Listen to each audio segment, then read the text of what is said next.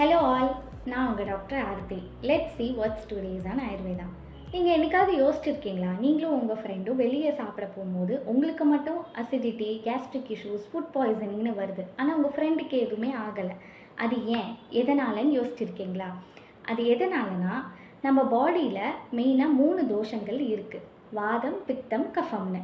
வாதம்னா காற்றை குறிக்கிறது, அதாவது நம்மளை நடக்க வைக்கிறது, மூமெண்ட்ஸ் பண்ண வைக்கிறது எல்லாமே வாயுனால.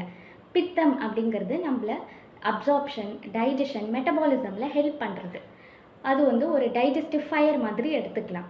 கஃபம் அப்படிங்கிறது நம்ம பாடிக்கு ஒரு லூப்ரிகேஷன் கொடுக்கறது அண்ட் ஃப்ளெக்சிபிலிட்டியை இன்க்ரீஸ் பண்ணும். இந்த 3 தோஷங்களும் ஈக்குலிபிரியம் இருக்கும்போது தான் நமக்கு ஹெல்த்தியாக இருப்போம். இது 3மே இம்பேலன்ஸ் ஸ்டேட்டில் இருக்கும்போது தான் நமக்கு அந்தந்த டிசீசஸ் வருது.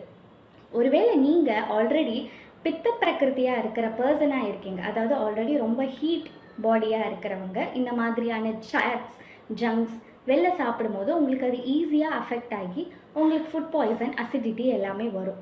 மேபி உங்கள் ஃப்ரெண்டு பித்த பிரகிருத்தியாக இல்லாமல் இருந்திருக்கலாம், and he is also doing a lot of exercise and other lifestyle changes.